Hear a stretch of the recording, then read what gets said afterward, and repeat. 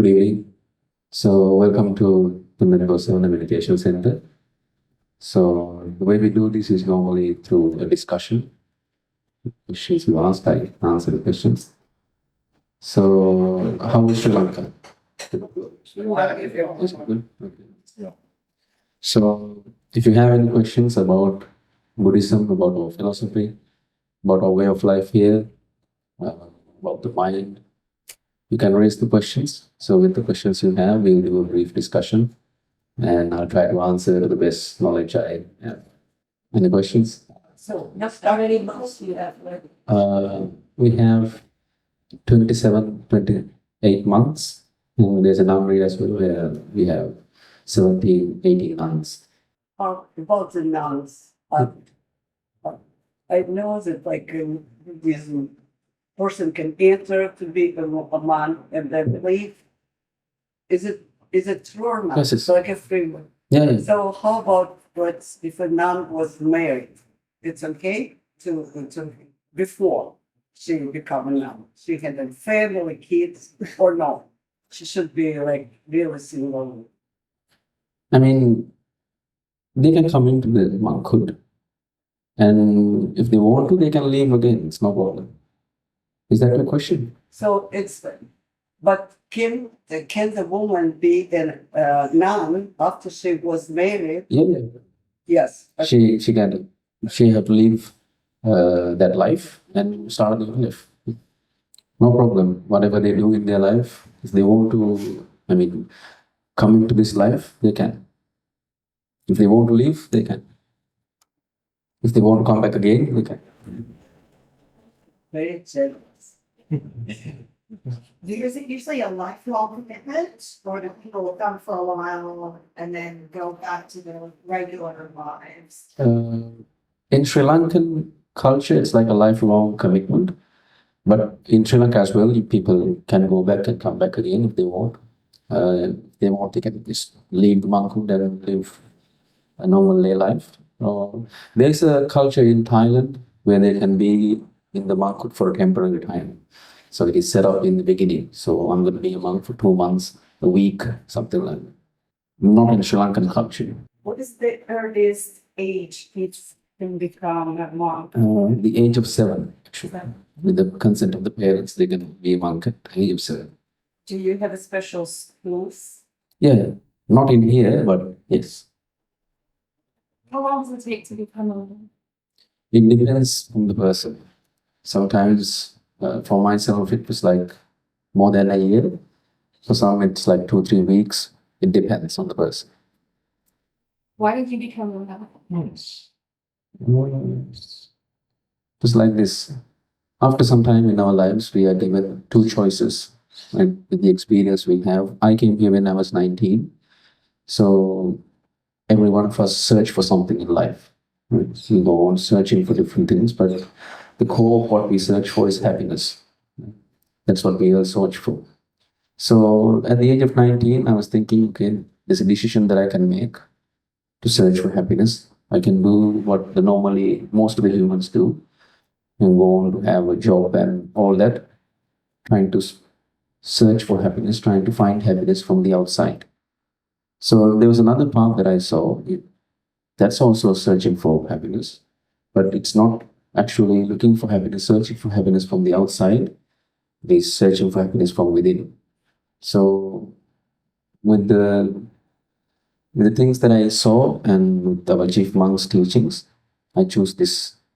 Are you familiar with some Western literature, such as, because on the topic of happiness, there's 2 different books that one teaches, it's called the Happiness Hypothesis, and it teaches how to be happy on contingency outside yourself. But there's another popular book right now, the Happiness Advantage, helping you learn to get happiness on the inside. So it's more of a intellectual process as opposed to perhaps a spiritual. These books are promoting. Have you heard of those books? No. But it's interesting. One's contingency, what I call it, and the other one's from within. Yeah. This is common. The thing is this, from our childhood on, we are trained to search for happiness from the outside. Right? That's why we go to school. That's why we go to get education. Right? We think, okay, education, with the pass of exams and all that, we'll be happy. That's the the most basic thing that we want. It comes down to beliefs. Comes down to beliefs. So people believe when they pass exams, they be happy. So when they pass the exams, they get to know that it is not enough. They have to go to college. Then in college, they believe when they are done with this education, they'll be happy. But they are finding more and more things for them to do in order to be happy. They have to believe different things in order to be happy. So whenever they achieve what they believe in, they get to know that it is not enough. They want something more to believe. They have another thing to believe. We have the rights and wrongs in the world, so much things to believe. And when these things get achieved, even though these things that you wanted, you will find that it is not the satisfaction that you were searching for. Stuck in a game of norm. Yeah, it can go on and on and on. It's not never ending. On the other hand, we have finding happiness from within. So that is more guaranteed for me, from my experience. Because there's a slight misunderstanding. Even though we search for happiness from outside, this outside is not real. This outside that you work for, this outside that you keep on going and looking for happiness, does not give you happiness, because this outside world that you see is also a creation from within. Your mind is the creator of all these beliefs. Your mind is the one that creates, okay, if I pass this, if I do this, I'll be happy. That is a creation in your mind. So when that happens, the imagination of yours is deceiving you, saying when you achieve these beliefs of yours, you'll be happy. But when you go to the reality, it is not so.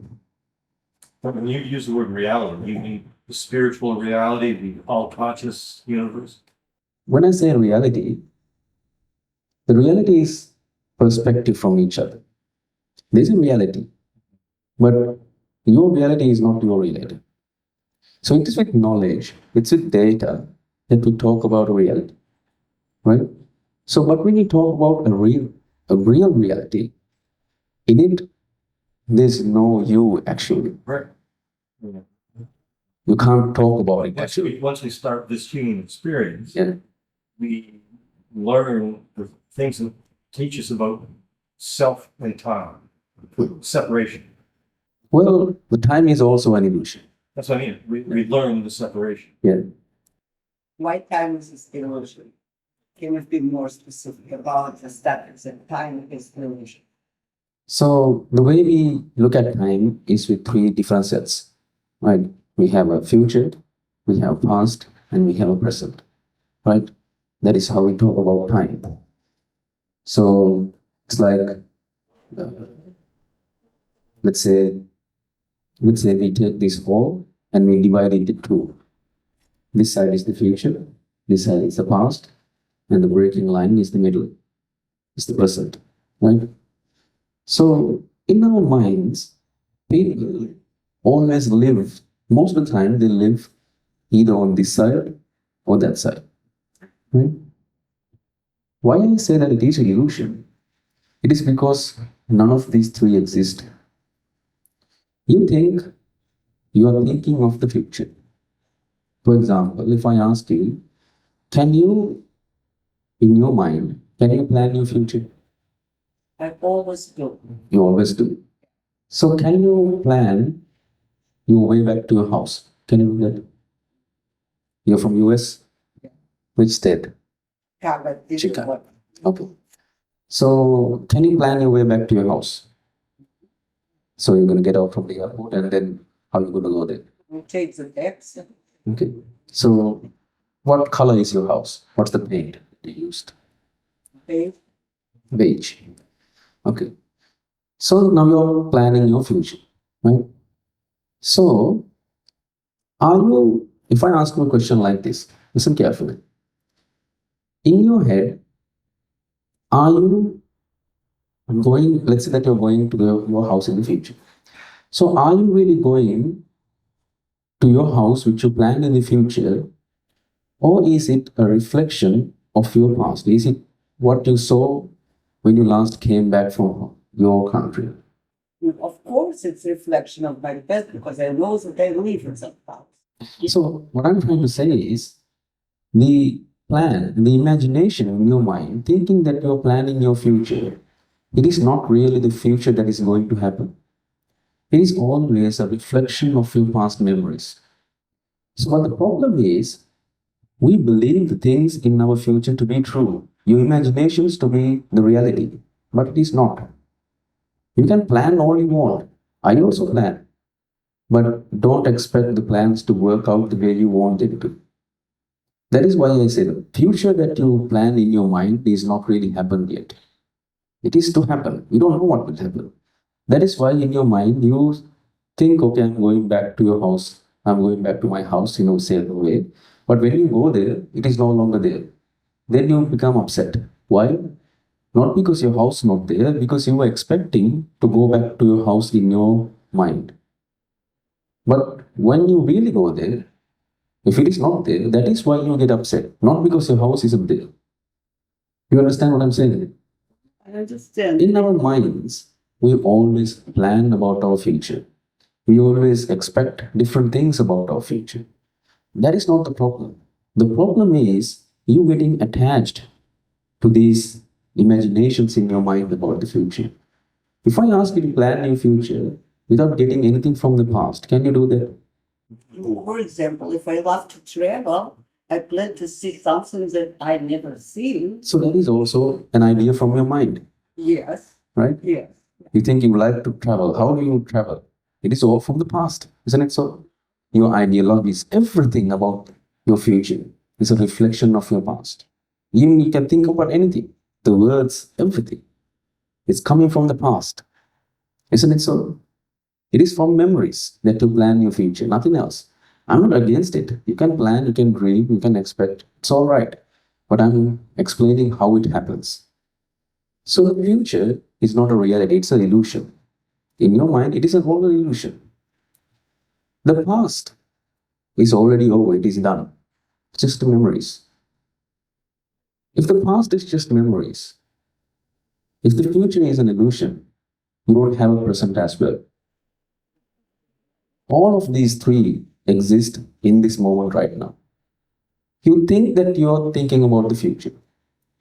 Most why stress and anxiety is within most of the people is because they're thinking about the future and they are fearful about the future, thinking of what will happen, what will not happen, will this happen, will this not happen, how will my son grow up in this life, something.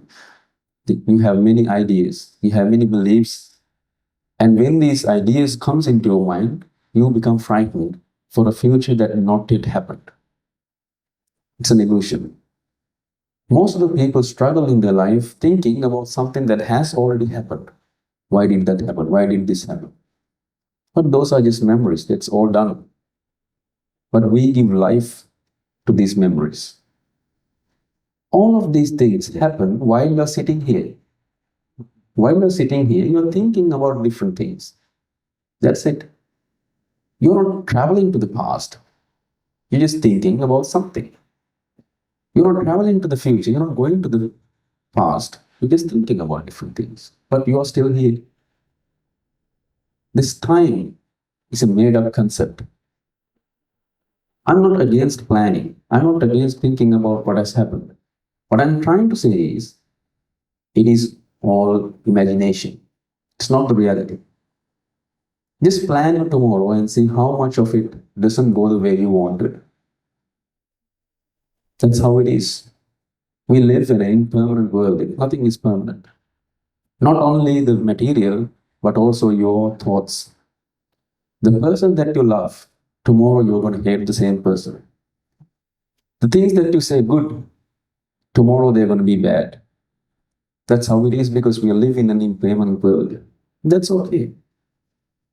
If you have a problem with it, that means you have given values to these ideas, to these beliefs. If you have values to these things, these concepts, these people, then you're the one who's going to get upset. People give value to different people, different ideas, different concepts in life. They give pluses and they give minuses. Those values that you have given are the reason why your insights born. Of course, we cannot comprehend unknown. And because of it, all our plans, they are kind of like constructed from the previous experience, because we cannot imagine something that we do not understand. We're not talking about this like we talked about original goal. It's much, the universe much more complex, and we just even not a grain of sand in the whole universe. But we are human beings. We are just part of animal kingdom. There are some processes, creation, correlation that we create in our mind, and how to escape it.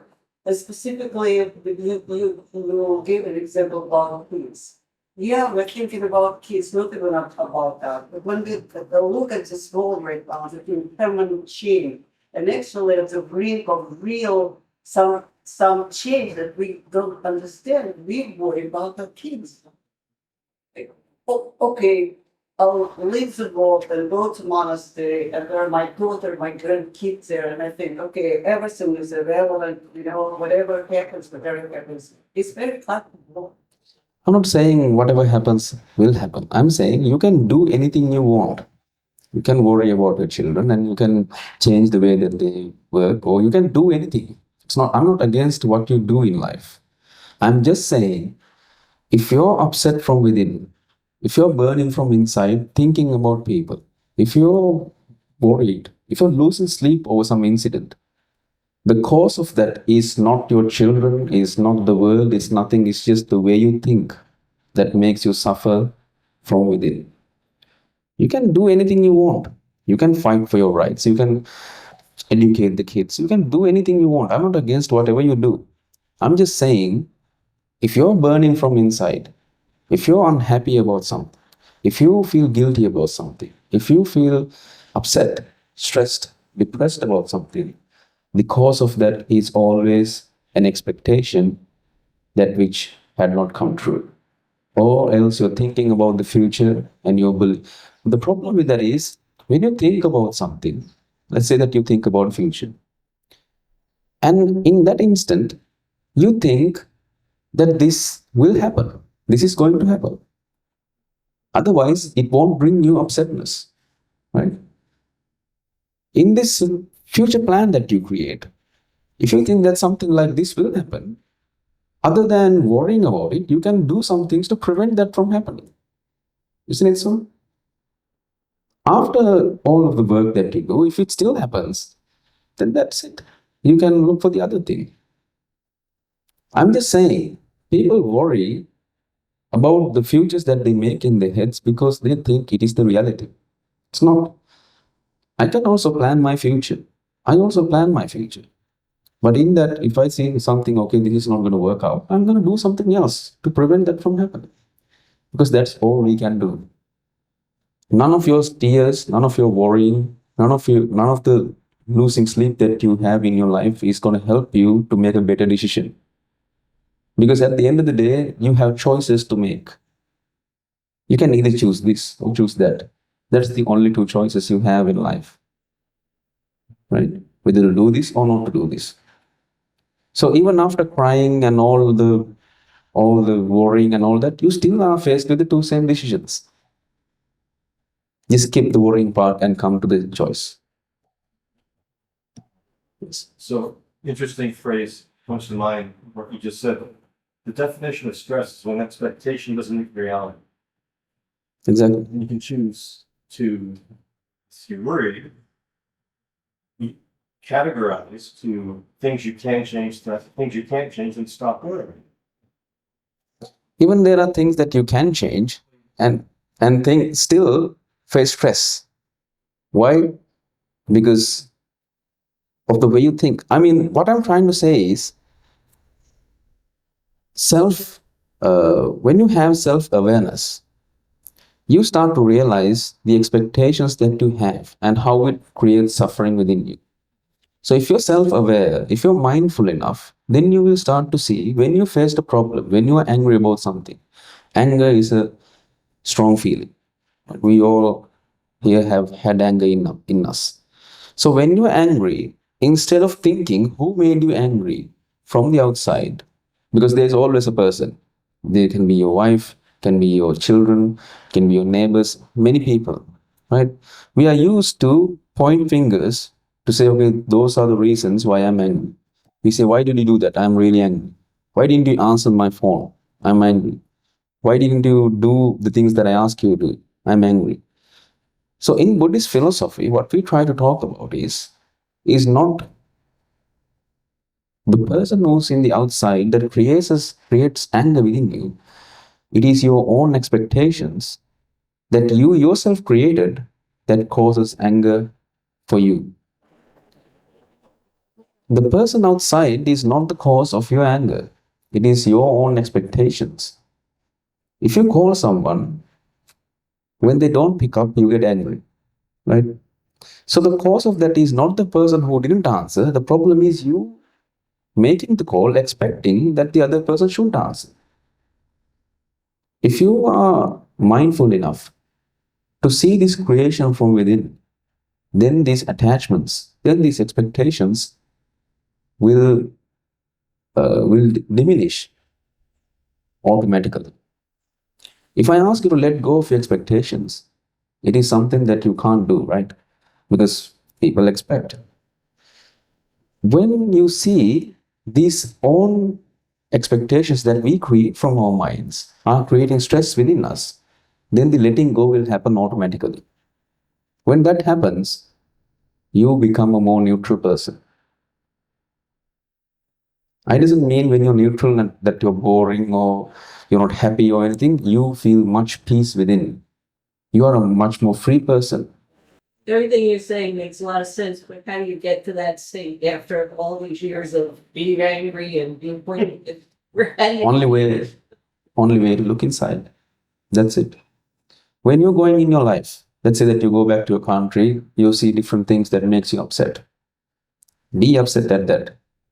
When you go home, before you sleep, you think back to that incident and see what was the real cause of my upsetness.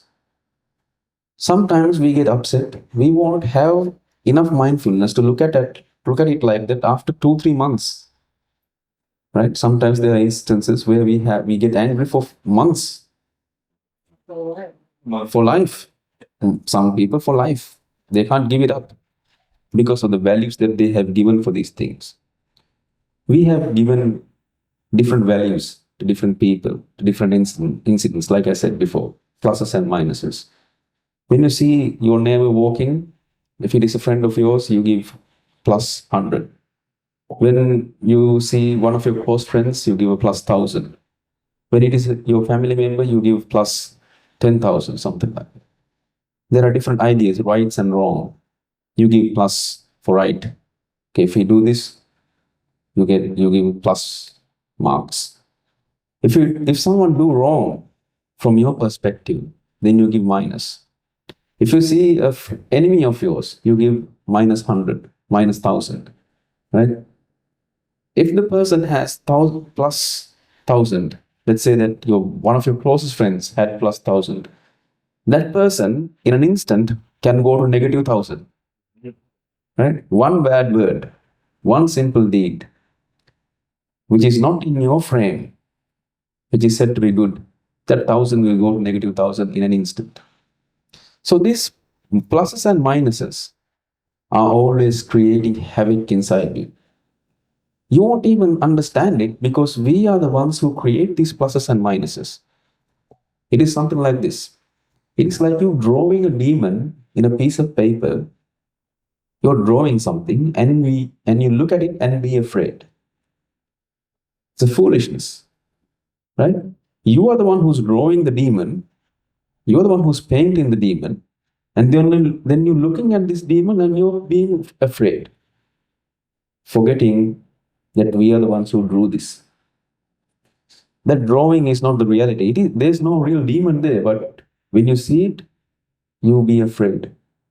You laugh with it, you cry with it, you be angry with it. Different emotions comes up with the same picture that you drew. When you really understand that this is your own creation, there's nothing for you to be afraid about it. Just like these ideas, the values inside your mind. It makes sense, like you said, but we are in a habit, right? We are in a habit for long years to think in some way. The way to reverse is also like that. It takes time. But the only thing that you can do is you can look inside. When you're feeling upset, when you're feeling pressure, when you're feeling anger, just look inside. Because that is the only place that you can find an everlasting solution. People, when people get angry, they try to change their surroundings to their solution, right? Sometimes when they're angry, they leave the house. Sometimes when they're angry, they take drugs. Sometimes when they're upset, they go to some party or travel somewhere. They want to be apart from that, right? Sometimes when they're angry, they do different things. Sometimes when they're upset, they commit suicide. Right? All because they cannot understand the real cause of their suffering. Because if they understand the problems of their suffering, if they can understand the cause of their suffering is their own creation, then they are going to be free.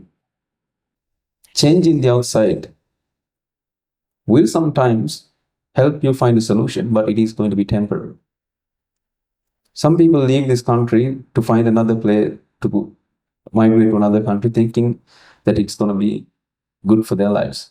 It is good in some way, but he will face some other difficulties, right? Changing the surroundings will not change the suffering. Why? Because you suffer from the values you have given. Doesn't matter whether you change the way you live. Doesn't matter if you change the person you live with. You're still going to find pluses and minuses. Until it becomes zero, the suffering will not stop. It sounds like it's very difficult. It's not difficult. It's very simple. Okay, so when you come here when you were married, so how many years it took you really to feel that, yeah, the problem is solved and you feel the way you feel right now? I mean, for me, like 5 years, let's say 5 years. But it depends from your own ideas, from your own values. It depends. Sometimes it will be 2-3 weeks for you. Who knows? Because there are people like that. When they listen to, okay, the problem is the real cause of their suffering is inside. They look inside and they just find the solution. Sometimes it takes 30-40 years. It depends on the person. Don't think it's hard. It is really easy. Just don't try to change anything. Don't try to do anything. Go on in your life. When you find a problem, when you find some place where you're upset, just look inside. If you see the real problem, if you see the real cause 5-4 times in your life, then that will be a habit of yours. And then you become more neutral and neutral to a place where you are enlightened. That's it. That is enlightenment. You said that it took you about a year to become. 5. Oh yeah. Yes. I just wonder what that process was like for you, and you said some people can be got along in a few weeks. So what was the difference for you? So the thing is this: if someone comes here to be a monk, the first thing, like I said before, we have like 40-50 people who's living here. So he has to be good with everything, right? Good with people. He's fighting all the time. If he's arguing about stuff, then he doesn't have patience to live here. And the next thing is he wants to have this life. We have to wake up at 4 o'clock in the morning, and then we have chores to do, different duties to do. So if he's okay with that as well, and if he still wants to be a monk, then he can be a monk. So the chief monk is the one who says that, okay, be a monk. You can be a monk now. So it depends with the person. For me, as a 19-year-old, it was quite hard in the beginning. I asked my chief monk to go back home 3 times. That is why it took me 1.5 years. Sometimes they don't need that much time. When you see that person, you can see, okay, he's ready. So You've touched on the word enlightenment, and there's seemingly a lot of different ways to interpret it. Can you tell us what that word means to you? Is that too broad, basic question? I mean, there's no words to explain that because it is an experience. But what I can explain is the way to go there. It is by looking inside. That's it. Because enlightenment is where there's no you. Enlightenment is where there's no, I mean, if I use a word, there's always an opposite word for it. Right? If I say good, there's bad. If I say happy, there's unhappy. If I say bliss, there's another word that goes against it. Whatever words that I use will not explain, will not let you get an understanding of it. Because if you think about enlightenment from your mind, then that's wrong. Because it is an experience that where there's no you and there's no mind. So it's like this is an example that our chief monk uses a lot of times. So think that you have never drinking water in your life. Okay, you have no knowledge of what water tastes like. I'm going to take a sip of water and I'm going to try to explain how water feels like. I'm going to say different things about water. It felt something like this, it felt like this, it felt like that. But will you ever get the experience of water? No. What I can tell you is you can stand up and come here and take a drink. When you drink, then you know, okay, this is what it feels like.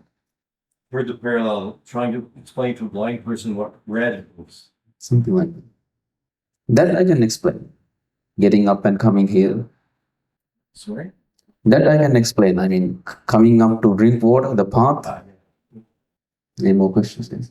So what's your daily routine like? We wake up at 4 o'clock in the morning, and at 4:30 we have a chanting here. 6:30 breakfast, and then we work on the different things. We work in the gardens. We do different activities during the day. And at 11:30 we have lunch. In the afternoon is the same. 6:30 in the evening again we have a chanting session, and then it's their own time to go to bed. That's the normal routine. Sometimes we have discussions like this. Sometimes our chief monk gives sermons to us. So yeah, that's a basic routine. how about communication? Like, do you have friends here, or you are so disadvantaged, like being inside of you? No. 50 people. Yeah, it is. We have connections with the outside world. Our family comes visit, and we sometimes go outside to do charity work and all that. And for some people who have real bad problems, do they come to you like temporarily for few weeks or Yes. Many. For the 7 years I have been here, I have met many people with what you said. I mean, various kinds of problems. Suicidal attempts. Sometimes want to commit suicide. Sometimes they want to kill someone else. Sometimes they have problems in their own families. So many problems in the world. The only solution is here. Came back to enlightenment. I've read a fair bit of academic work studying people who've had near-death experiences, out-of-body experiences, wakeful dreaming, and they come out of these and they suddenly are different. They claim they become enlightened by these experiences because they've experienced something different. Is that their experience is the experience of enlightenment? Or one of them? I mean, we have to talk with that person to understand whether he's enlightened or not. People get different experiences all the time, but if you're enlightened, if you're enlightened, that means in another sense is that you won't get any pressure or stress with anything happening around you. Anything can happen around you. There's a story in Gautam Buddha's time where a monk wanted to teach Dharma to a place which was rough neighborhood. So when he said, okay, I want to go and preach Dharma in this rough neighborhood, Gautam Buddha said, you're going to a rough neighborhood. They will blame you if they do this. He said, it's okay if they blame me, they will not hit me, no. So it's okay. Then Gautam Buddha replied, what if they hit you? They're not going to stop with blaming, they're going to hit you. What will you do then? It's okay if they hit me, they will not amputate me. So that is okay. What if they amputate your arms or something?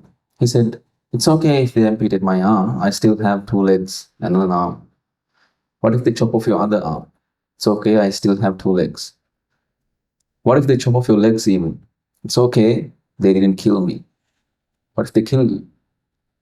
It's okay, we all die someday. So, you see what I'm trying to say? It doesn't matter what. The way an enlightened person thinks, he will never get stressed or any pressure within themselves with anything happening around them, even though the things happen to themselves. So, as I said, there's various meanings that we can attach to the word enlightenment. And when they talk to these people who've had those, the outer body and near-death experiences, their version of enlightenment is they've been to another spiritual realm and seen the bigger who we are spiritually as opposed to the human experience. Again, we have to talk to that person and see, right? It can be, I mean,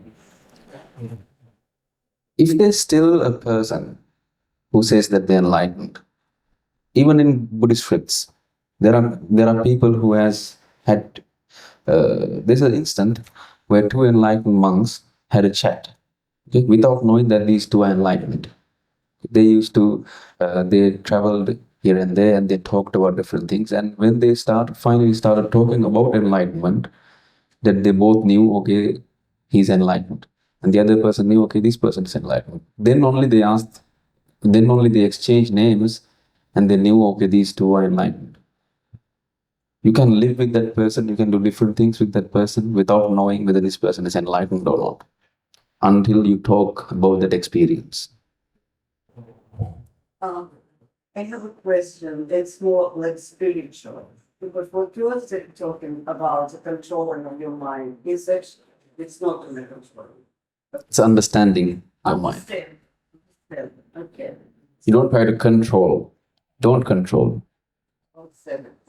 But a spiritual part, it's of Buddhism that actually we are so calm and everything is so irrelevant because we are part of something bigger, probably the continuation of a bigger something which makes our existence today, this time, not that important to worry. Or there's To not, anyone? Not that important to anyone. I mean, for someone, for example. Or there is no this spiritual something that you kind of like a part of it fine or whatever. I don't know. I don't want to spoil it.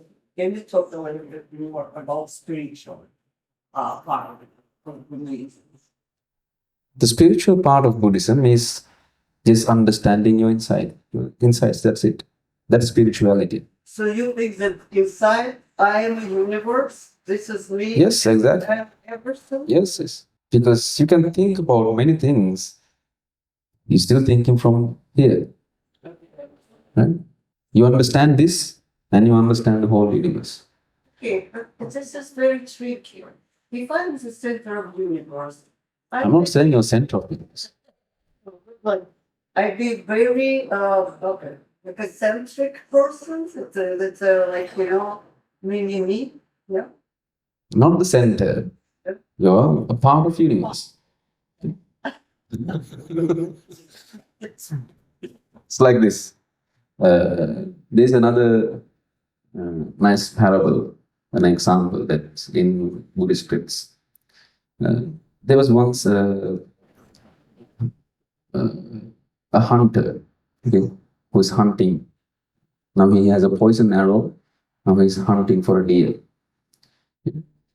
Then he shoots a deer and accidentally it hits a man. Okay. So this man is shot with a poison arrow. Okay. Then this man is taken to the doctor. Now the doctor is trying to remove the arrow, the poison arrow, and this guy who has been shot by the arrow saying, okay, don't remove the arrow yet. I need to know who shot the arrow. Okay. Now this doctor is going and searching, finding out who shot the arrow, and he found out. And again he comes to him and says, okay, he's the one who shot the arrow. Now let me take out the arrow. He's saying, oh no, don't take it out yet. I need to know what poison he shot this arrow with. He's asking different questions without letting the doctor take out the arrow.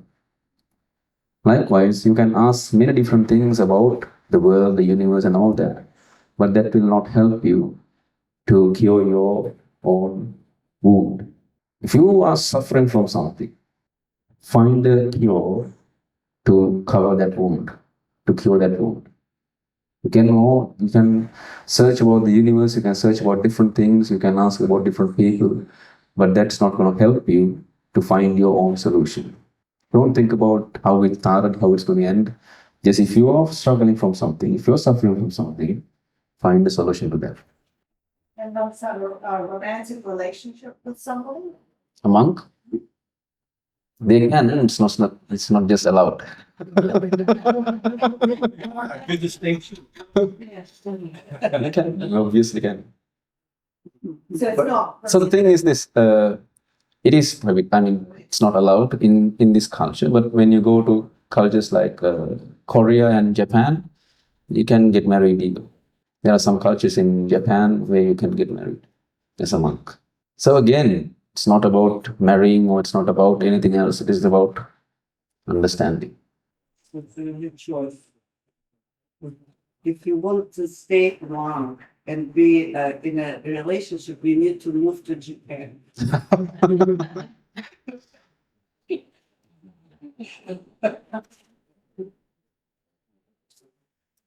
Explaining, So it is explaining whatever I told right now. It's a speculation, calculation, This is the problem with that. it's not the problem. Always like thinking about stuff. I'm also thinking about stuff. What's gonna do? I'm also thinking about different stuff. I'm not someone who's without any thoughts. I'm also thinking. If you, the use of the mic is to amplify my voice, and the use of the fan is to give you fresh air. The use of the seats is to help you sit in a better, comfortable position. The use of a mind is to create thoughts.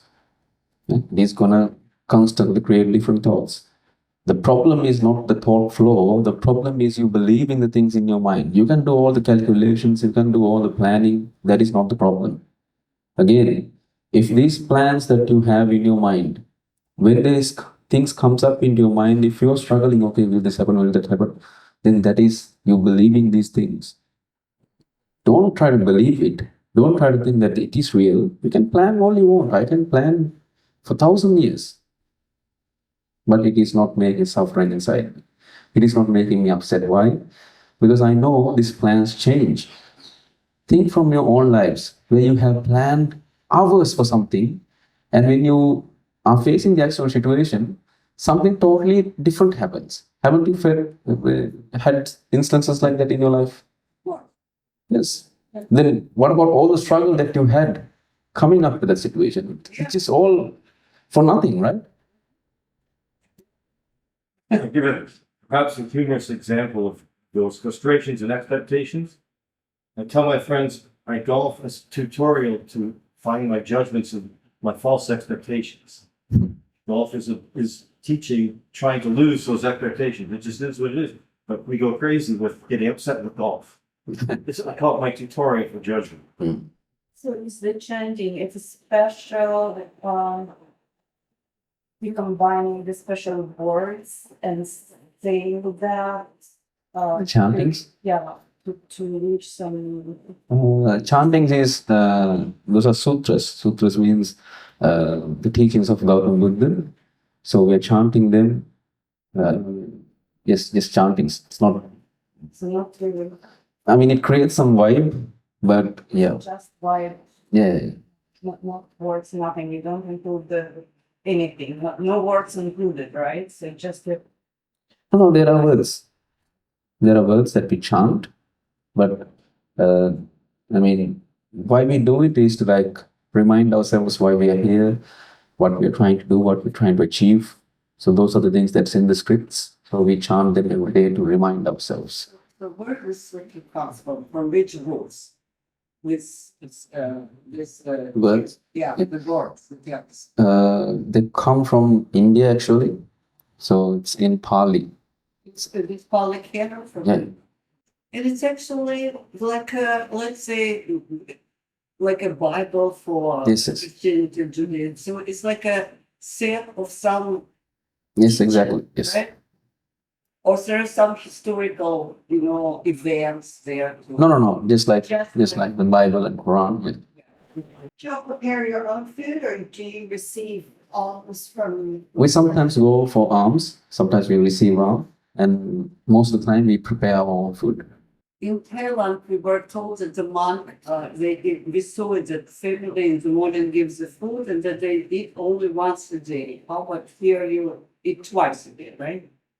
Most of the times we do eat twice a day. Sometimes we eat all 3 meals. This is what I like about Buddhism, that it's very not, Yeah.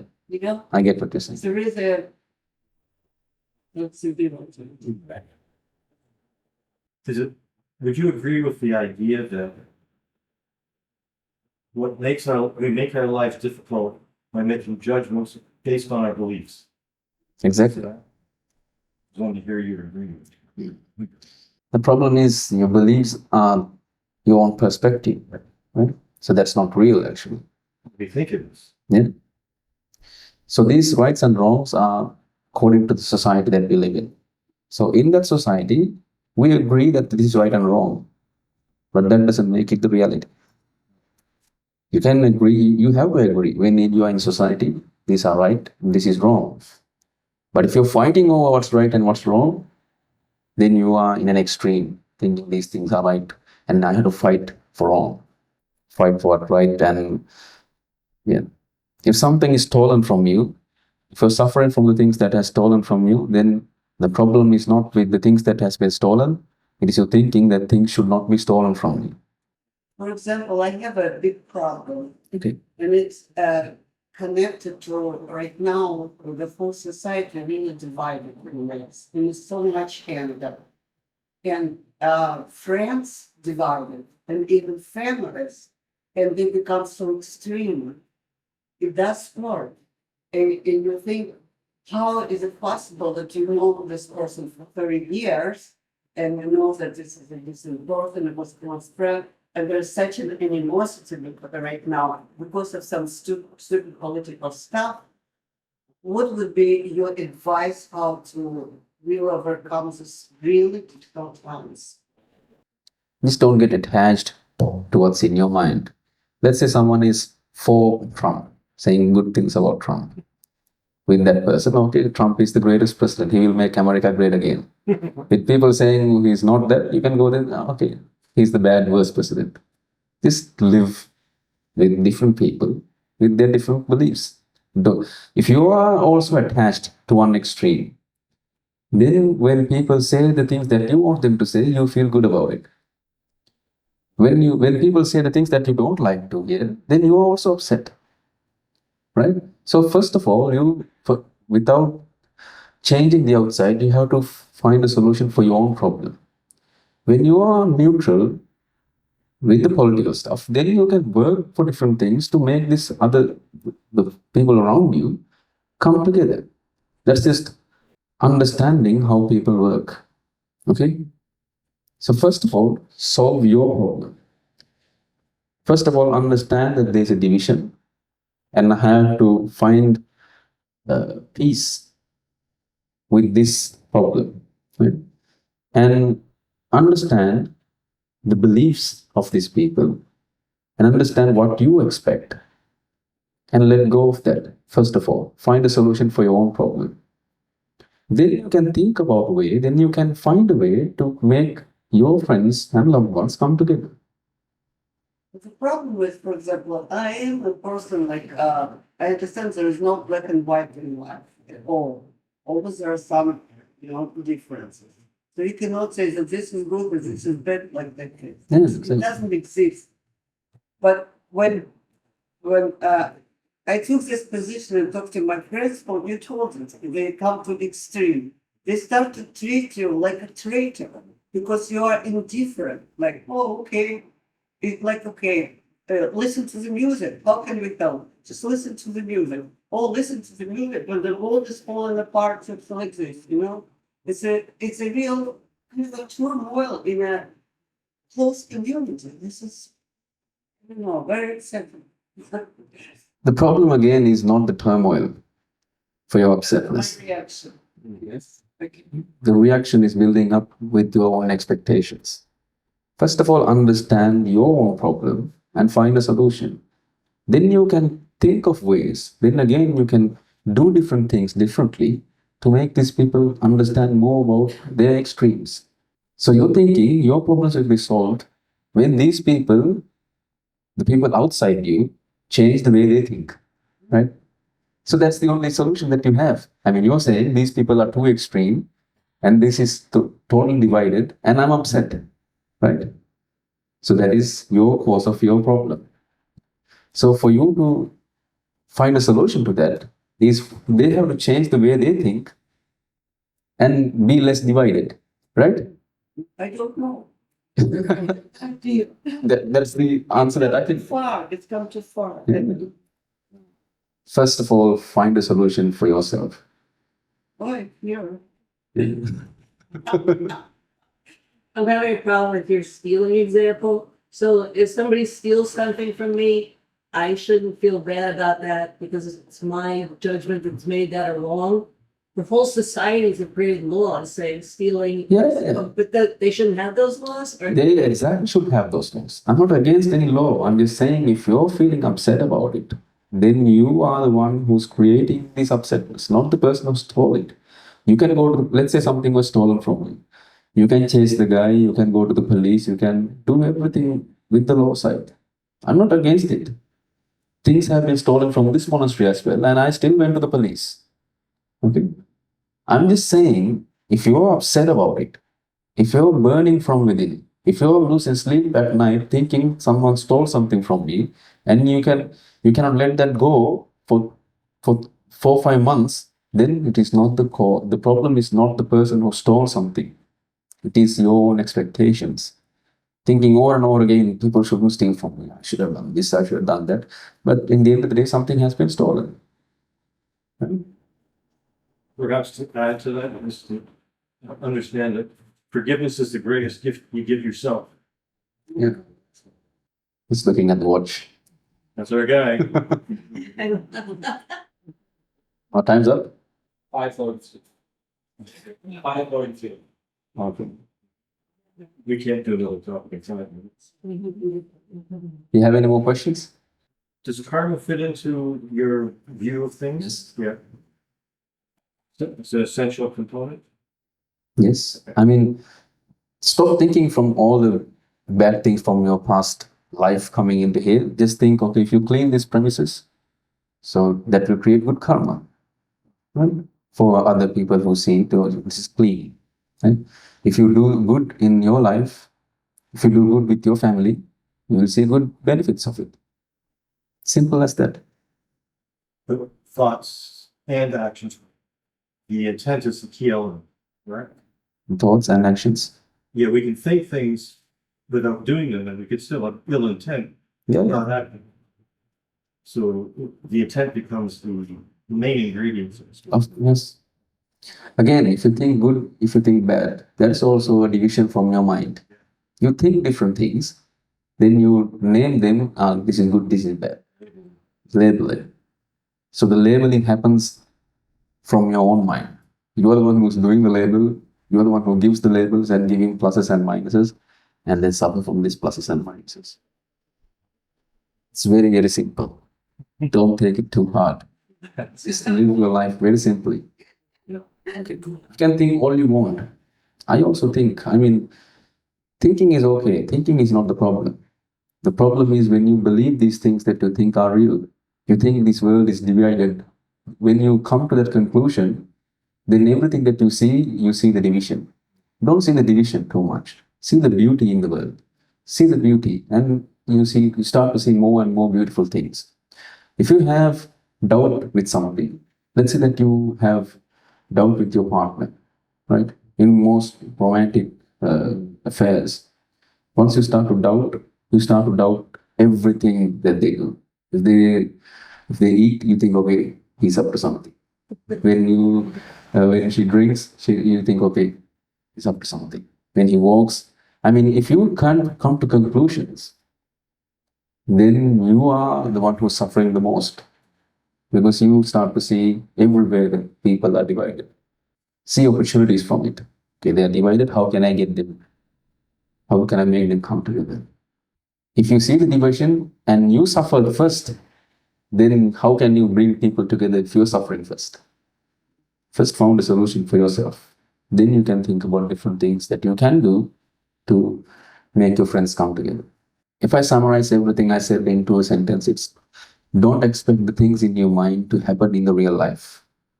It's not going to work. The futures in your heads are not real. It's like the blue sky that doesn't exist. We all see the blue sky, but if you go up to touch the blue sky, it's not there. It's no longer there. It's just goes dark and pitch black. But we see it as very real, right? We see a blue sky, but that is not real. It is an illusion. We are like fish in the sea who's searching for water. We're searching for water. We're stopping with one fish and saying, I'm looking for water. Where can I find water? Then he's swimming again. This searching for water will stop once he realized that they are surrounded by water. We are all surrounded by water. But we are always searching for water. Our guide is giving me the look. We know the look. So there's no question. We'll wind up the session. Thank you. So I'm really glad that I got to meet you all today. And I wish you all the very best in your future. There's some books in the place that we're going to drink some tea. In it, you can write your emails down. So if you want to, so I'll send the YouTube link. We have a YouTube channel. We're going to upload this as well. So if you have a problem with you being on the video, you can tell me. I'll get that off. And you can watch these videos. You don't have to watch one every day. You can just watch 2-3 videos per month. You don't have to listen to it like you do right now. You can just put it in the background. You can just put it while you're cooking. You can put it while you're driving or something. Don't try to memorize anything. Don't try to write down anything. Just listen to it. If you understand something, you understand something. After 5-4 months, if your pluses and minuses getting more towards 0, then you can continue watching. If not, just forget everything. Don't watch the videos again. And we have prepared some cinnamon tea for you. It's the best cinnamon in the world, one of the best cinnamon in the world, grows in the southern provinces of Sri Lanka. We also have a cinnamon plantation. So we created a cup of tea for you to enjoy. So it's really good. It is without any sugar or with any tea or anything. It's just pure cinnamon. So you can enjoy that as well. And at last again, I'm really glad I got to meet you all today. Thank you for being